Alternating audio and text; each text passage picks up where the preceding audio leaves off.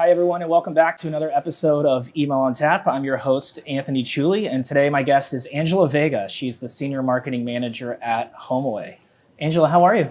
I'm doing good. Thanks for having me. Thanks for being here. This is going to be a lot of fun. Yes. So tell me a little bit about your role and HomeAway for those of our audience that may not be familiar. Yeah, sure. So HomeAway is a world leader in the vacation rental industry.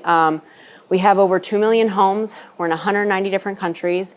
And our goal is really to connect travelers to the people and places that they love. I'm lucky enough to where I get to lead the traveler email channel. And we have over 20 different brands in dozens of different languages, including French, German, and the brands include HomeAway and Vrbo that we get to send relevant and engaging emails to. So how is email woven in then to your overall digital marketing strategy? Yeah, that's a great question. So email is actually at every part of the marketing strategy. So from the beginning of getting them to be interested in where they should go and what sort of places they should stay, down to how was your trip? And so at the very beginning of the customer journey, our goal is to get them interested in places to go. What sort of vacation rentals would they want? So our goal is to really inspire. Mm-hmm. When we get towards the middle of the funnel, a lot of it's really retargeting them based on things that they've actually looked at, places or things that we think they should look at. And then lastly, at the end of that, the post-day sort of aspect is like, how was your trip? How would you review this? And really, where should you go next? And so we definitely try to leverage it at every single point of the journey to make sure that we're giving them something very relevant and something very engaging and something that really solves a problem for them. So on that note, can you talk to me about your unique approach from what you describe as a program approach versus a campaign approach? Can you elaborate on kind of how that works for HomeAway and what that means? Yeah, absolutely. And I know the nomenclature, it might be a very subtle difference, but it actually holds a lot of weight. So when it comes to campaigns are generally something that have a start and they have an end. They also have not only the brand guidelines, but the campaign guidelines, and then a lot of the times they're also developed for bigger media types, TV, out of home, etc. Those things don't always translate very well to the email channel or any other digital channel that we have. And so it's the reason why we changed kind of the language that we have around that was that programs are something that naturally ingrain best practices that we have within the channel. It's also something that you have optimizations over time that can take place because there's necessarily no end to it. You can define a program such as win back. Mm-hmm. The goal of win back is simply to get someone re-engaged within your channel to get them to win them back.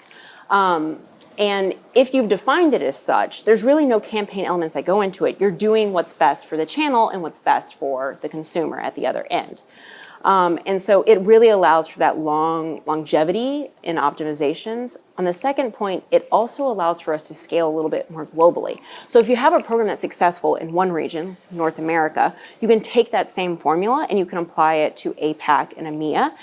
And then over time, you can make tweaks that are very relevant locally to those regions, but at the same time, like the program is still what it's intended to do. And so though, again, the language seems a little different, the lexicon that you form around email marketing is really important because as email marketers, I'm sure not everyone understands what we do and the complex nature of it. Right. And so if you start to define things in ways that other people can understand, especially when it gets laddered up to the top of your organization, they start to understand the metrics that follow suit versus always thinking like campaign, what's the next random thing we can send people versus no, what's the best thing we can do for the customer. So along those same lines, you talked about like measuring and applying what works in one geo to another geo. What email metrics are most important to you? What metrics are you paying attention to? Yeah. So, I mean, everyone knows the basics. You have your open rate, click-through rate, click-to-open, etc. One thing that we pay close attention to is because every brand has their challenges with it, but is more recently like deliverability. So we use tools like Google Postmaster, and then we use tools like 250 OK to kind of measure like what's that placement look like, and they have some engagement pixel on there, and like what's how long are people reading? Are they skimming? What devices are they looking at? So we use a lot of that data to kind of understand our audience a lot better, and then to make sure that if we see something not working well, or we see a week that's maybe a little bit down, we can say like, okay, was this deliverability first, or was it just not a very engaging subject line? At the end of it, we of course look at the on-site metrics. So everything from people coming to the site, are they using it, and then like, do they end up actually ultimately booking? So you're taking those signals and those metrics and you're infusing those back into your strategy to further tweak or segment or learn from what the data is telling you. Oh, 100%, yeah. And I think one of the benefits to that is that with that program strategy in mind, certain programs have certain KPIs and certain metrics that we kind of associate with what that success looks like. So if we have a program that's defined to get people to re-engage with the site, like showing them tree houses or houseboats, that's going to have something different than something where we know people are actually going to book a little bit more off of. So budget, beach houses, everyone loves that sort of stuff. Not as exciting or sexy to open, but it is something that actually has more practicality downstream. So each different program is a different tool in our tool set that we use those metrics to help define and which one to pull out when we need to do something different in our strategy. Yeah, that makes a lot of sense. So one of the things that I want to ask you about is kind of the uniqueness of your industry and your business model. People don't buy vacation rentals every weekend or every week, which is not necessarily the norm for, let's say, like a retailer or other industry. How do you keep your subscribers engaged through the life cycle and knowing that your business is somewhat seasonal and that life cycle and that attention span is very condensed when they're ready to go on vacation?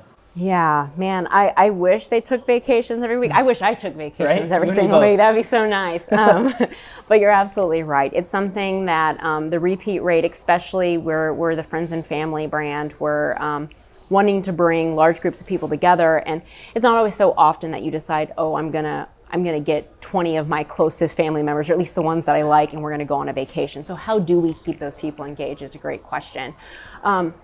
So the first thing is like understanding what that sort of life cycle looks like, just a basic one. You don't have to boil the ocean. You just be like, what do you generally do for a majority of your population, and understanding what your database mixture looks like.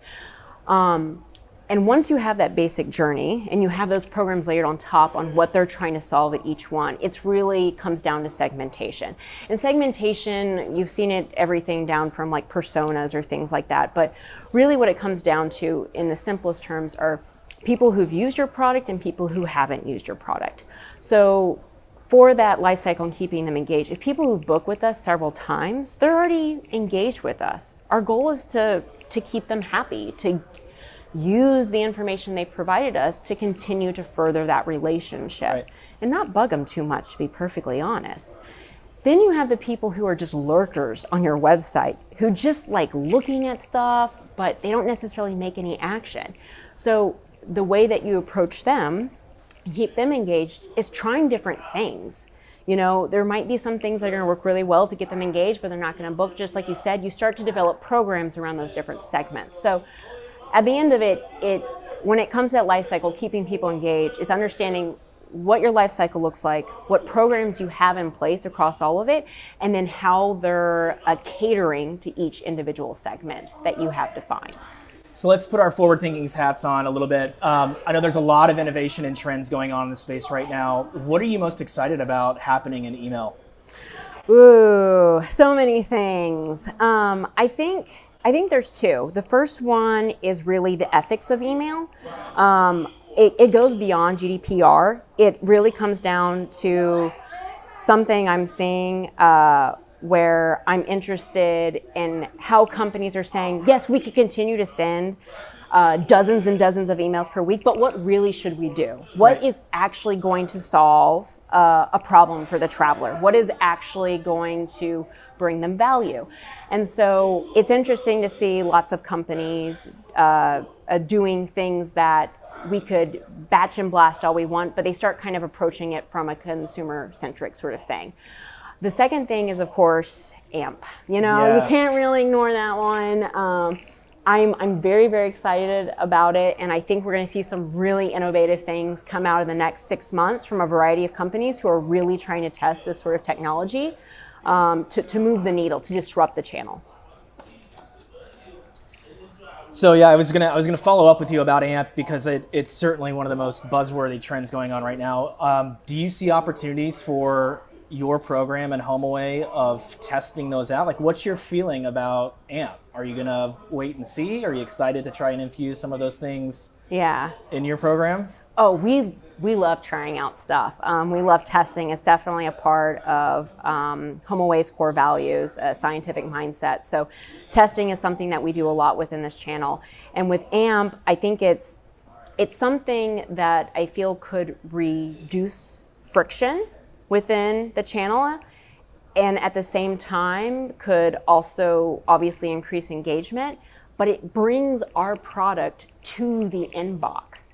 And so there's a lot of really great aspects about our product booking of a VR on our site that if we can bring that a little bit closer, if we can make it easy, then that's a great place to start. So simple things.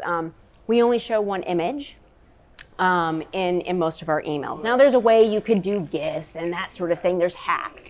But what if there was a way to real-time update that down to something a little bit more complex? What if you could, legal and technology aside, actually book within the email itself? If we send you the perfect property, can we make it perfectly easy for you to book right then and right there? I don't know. Yeah, it'd be interesting to see, and I think that's one of the big draws for AMP is less friction through call to action or the ultimate conversion that you're looking for. And in your case, it's booking a vacation rental. Absolutely. So I think there's lots of excitement and opportunity with AMP. I wanted to ask you to close off our interview today, kind of a fun question. Okay. If you had to rewind the clock 10 years, what career advice would you give yourself? Ooh.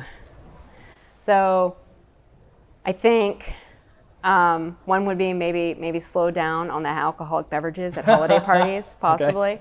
But I think really it be more curious.